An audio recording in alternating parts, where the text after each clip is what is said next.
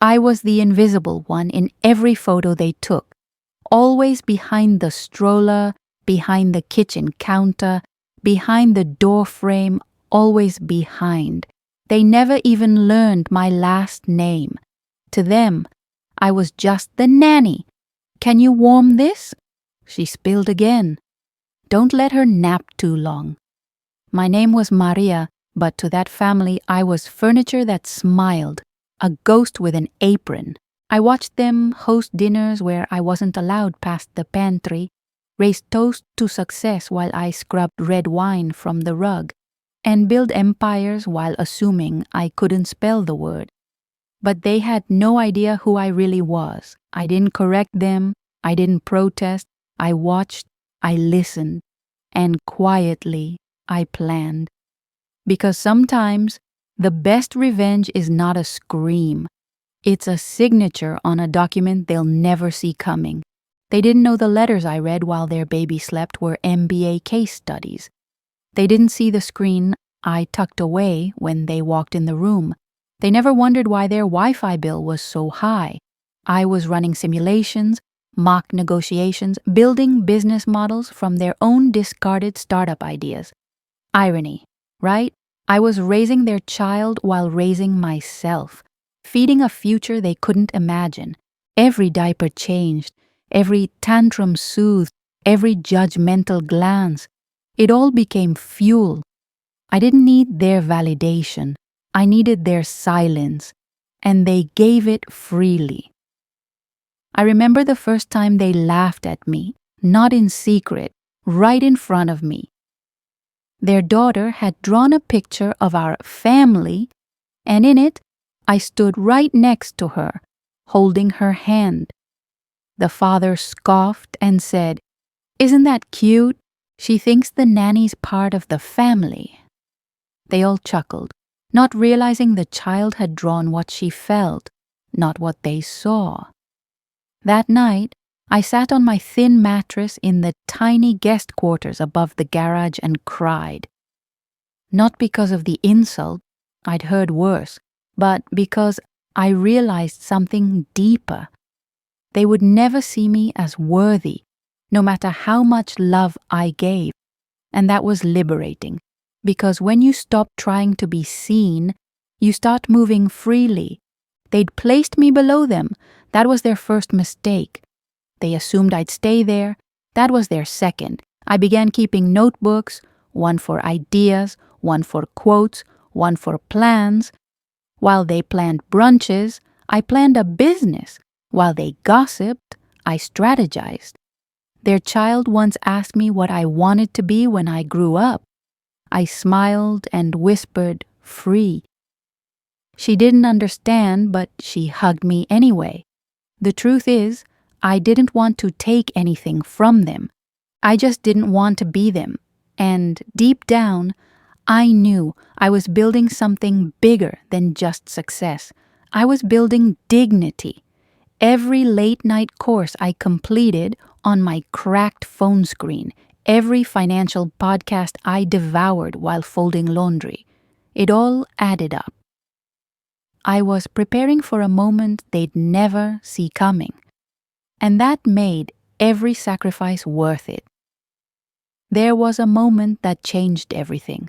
I was wiping down their granite countertops when I overheard a phone call on speaker.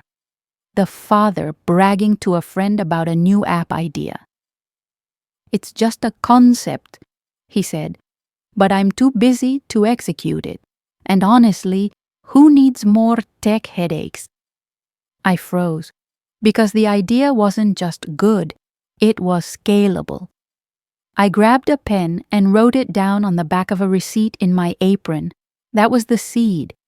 From that day on, I became obsessed with the model, the competition, the flaws in his vision. I started refining it in my head while doing dishes. By the time they fired the gardener for being too nosy, I had an entire business canvas built. They called him irreplaceable, but I knew better. I knew we were the ones watching the real opportunities slip between their fingers. It took me 6 months to build the beta. I did it from the garage, using secondhand software and stolen moments between chores. Their daughters' nap times became my boardroom, their silence my advantage. I pitched the prototype anonymously online and got a response from a small investor in Austin. He didn't know I was a nanny. I didn't tell him. All he saw was vision, clarity, potential. The same things my employers had ignored in me. Funny, isn't it? How people only value brilliance when it comes in a package they recognize. But I wasn't bitter. I was focused. While they called me just a nanny, I was building a platform that would one day change the industry they'd abandoned too soon. If this story is touching your heart, don't forget to subscribe and leave a like. It helps more people find stories like this. The first payment from the investor hit my account on a Thursday. I remember the number glowing on my cracked phone screen, more than I'd made in 6 months folding towels and making sandwiches. I sat in their laundry room, next to a basket of mismatched socks, and smiled through tears. It wasn't about the money. It was about being seen, even if anonymously. I reinvested every penny. I hired a freelance coder in India and a branding expert from Brazil. We worked across time zones while I burped their baby and prepped their paleo meals. No one suspected a thing. I played my role perfectly. Sweet Maria, reliable Maria, invisible Maria. But behind the eyes of the nanny, they barely acknowledged. A woman was awakening, strategic, bold, and relentless. Their daughter started mimicking me, not her mother. She pretended to work on a toy laptop and whispered phrases like pitch deck and user experience. The irony didn't escape me. One night, she asked if I was magic. I chuckled. Maybe I was. Or maybe I was just tired of being underestimated. The company grew faster than I expected. What started as a whisper online turned into buzz. I got invited to a Women in Tech panel, virtually, of course. I used a filter, a fake name, and a steady voice. When asked where the idea came from, I answered, from a place no one bothers to look. They thought it was poetic. I thought it was the truth. Things began to shift. Not because they noticed anything, but because I started noticing me. The way I carried myself changed. I wasn't just surviving anymore. I was building. And that gave me presence. Power. One afternoon, the mother asked why I always looked so calm. "You're not like other nannies," she said, wine glass in hand. I just smiled. She didn't realize calmness comes when you know something they don't. Like the fact that the app her husband mocked was now trending on Product Hunt. Or that the brand she dismissed as cheap had been mine all along. I had filed the business under an LLC using my middle name. Clean, untraceable, strategic. They still called me just the nanny. But the world was starting to call me founder. And then came the call that would change the game. A venture capital firm in New York wanted to schedule a meeting, in person. I froze. Showing my face would expose everything, but I also knew I couldn't hide forever. I told them I'd be in town soon. That night, I lied and said I needed a weekend off for a family emergency. They didn't ask questions, probably assumed I was dealing with something nanny-related. Typical. I booked the cheapest ticket I could find and flew out with a thrift store blazer, trembling hands, and a portfolio built on silence and fire. When I walked into that Manhattan office, no one saw a babysitter. They saw a visionary. And for the first time in my life, I felt it too. New York was cold that day, but I felt nothing but heat rushing through my veins. As I stepped into the marble lobby of the VC firm, my hands were shaking, but my spine was steel. I was done being underestimated. The meeting was brief but electric. They asked sharp questions. I gave sharper answers. One of the partners leaned in and said, "You don't come from the tech world, do you?" I just smiled and replied, "No, I come from the world that gets overlooked." That answer? It sealed the deal. They offered me a seed round on the spot. 7 figures. I didn't cry. Not there. But I held the contract in my hands and felt the weight of every ignored idea, every silent meal, every sigh I'd swallowed back in their guest quarters. This was mine.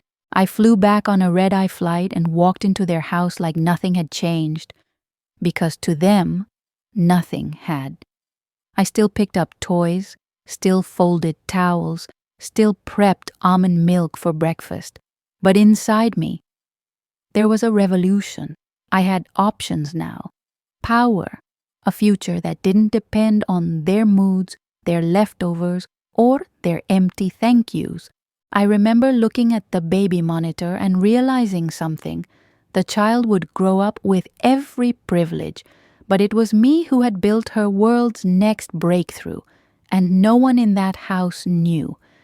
Yet, the next weeks were a blur of NDAs, onboarding calls, and sleepless nights, and none of it involved pacifiers or tantrums. I was transitioning out of their world, carefully, silently. I gave a month's notice, claiming I wanted to return to school. They nodded, half listening, already scrolling their phones. No one asked what I was studying. No one said they'd miss me. And, oddly enough, that made it easier. On my last day, their daughter clung to my leg, begging me not to leave. That was the only goodbye that hurt. She had been my first audience, the first to see me, truly. I whispered to her, "You'll understand one day." Then I walked out with nothing in my hands, but everything in motion. I moved into a tiny studio with no furniture and 4 laptops. My name was finally on the paperwork. My real name, no aliases, no filters. I did every press call, every onboarding pitch, every investor update myself. My face still hadn't gone public, but the company was gaining traction. One tech blog called our platform the quiet thunder of the industry. I pinned that phrase to my wall because it was exactly what I had become. The quiet thunder, the echo they never expected. I was ready to go public, in every sense. The only thing left was the moment, and as fate would have it, that moment would come sooner than I thought. And it would happen at a place that once defined me, their home. It started with an invitation, an email, generic and cold. "We're hosting a private reception for our firm's new venture partners. Your presence would be an honor." I almost deleted it. But then I read the address, their home, the very house where I was once forbidden from entering the dining room. Apparently, the father had taken on a consulting role with one of the firms funding my startup, completely unaware that I was the founder behind it. Poetic, isn't it? I RSVP'd with my full name, no title, no explanation, just a simple looking forward to it. Then I closed the laptop and smiled, not out of vengeance, but because I knew that moment would finally return what their words had tried to steal. My voice. The night of the event, I wore a tailored suit, no frills, no fear. As I stepped out of the car, the valet opened the door like I was someone, and I was. The same foyer where I used to mop up juice spills now had a red carpet laid across it. Waiters passed champagne like I was once expected to serve. I walked past them, owning every step. I could feel eyes on me, curious, uncertain, but it was her, the mother, who saw me first. She froze, wine glass halfway to her lips. "Maria?" she whispered. I smiled and extended my hand. "CEO Maria Alvarez," I said. "It's been a while." The silence was heavy, like a room inhaling all at once. Her hand didn't reach mine. She just stood there, stunned, mouth slightly open. I didn't wait. I walked past her, greeted the other guests, some of whom were now my investors, and took my place near the front, where the evening's speakers would stand. I knew they were whispering. I could feel their stares scratching at the back of my neck, but I stood tall. The same girl who used to hide her second-hand phone in the laundry room was now in a spotlight she had built herself, and no one could dim it. When the host introduced me as the founder of one of the fastest-growing platforms in the sector, the room applauded politely, except for one corner, where they sat, the parents, pale, still, confused, maybe even afraid. I didn't look at them. I looked at their guests, at the people clapping, at the world that had once told me to sit down, now rising to its feet. When I took the mic, I began with this. "I used to work in this house.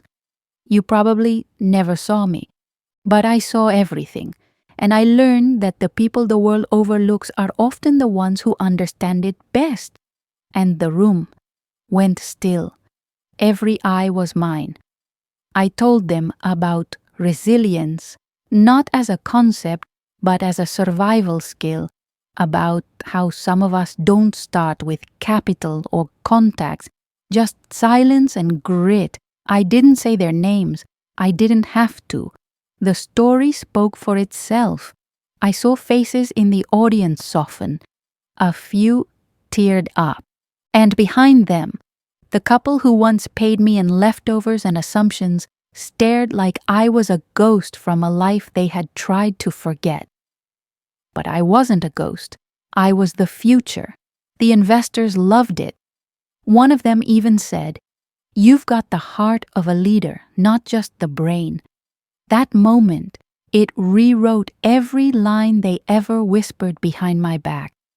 Later that evening, as people lined up to speak to me, I saw her, the mother, standing alone near the fireplace. No wine this time, no smile, just awareness. She caught my eye and mouthed something I didn't quite catch. Maybe it was sorry. Maybe it was how. But I didn't stop, because some answers aren't owed and some apologies come too late. I left the house without looking back. The same door I used to enter as a servant now swung open for me like a queen. They had their world. I had mine. And mine was just getting started. The press picked up the story within days. From Nanny to CEO. The silent rise of Maria Alvarez. It was everywhere. I gave one interview, just one. And in it, I said something simple. I didn't climb the ladder, I built a new one. After that, I went quiet again, because I never did any of this for the fame. I did it so no one would ever own my time again. I did it for every woman folding sheets while solving equations in her head, for every immigrant girl told to lower her eyes, for every dreamer hidden in plain sight. The world began to notice me, not as the help, not as a footnote, but as a leader, and that changed everything. But something even more powerful happened in the background. Former nannies, cleaners, assistants started messaging me, telling me they had ideas too, that they were learning code after bedtime, studying during bus rides, sketching business plans on napkins. "You made me believe it's possible," they said, and that was the real victory, because revenge isn't always a slap or a scream. Sometimes it's a quiet ripple, one that turns into a wave, and I was no longer riding it, I was it. Months passed, then a year. The company grew faster than anyone predicted. We hired talent from overlooked communities. We trained, we empowered, we transformed. And one day, at a global tech summit, I stood on stage as the keynote speaker. The room was packed. Executives, innovators, press. I wore the same quiet confidence I had cultivated in the shadows of that house. But this time, the badge on my chest said it all. CEO Maria Alvarez. After my talk, a young woman approached me, nervous. "Were you really a nanny before this?" she asked. I smiled. "I still am. I just have more kids now. They call themselves my team." And as I walked off that stage into the spotlight I once thought was forbidden, I felt no need for revenge because justice had already spoken, not through anger but through existence, through every woman who now dares to rise because someone like her already did. I never went back to that house. I didn't need to. My legacy wasn't trapped in their walls. It was etched into every life I touched after leaving. They called me just a nanny, but now the world calls me by name. Thanks for watching until the end. If you've lived through something similar, share your story in the comments. And don't forget to subscribe so you never miss our next silent revenge, because sometimes silence is the loudest scream.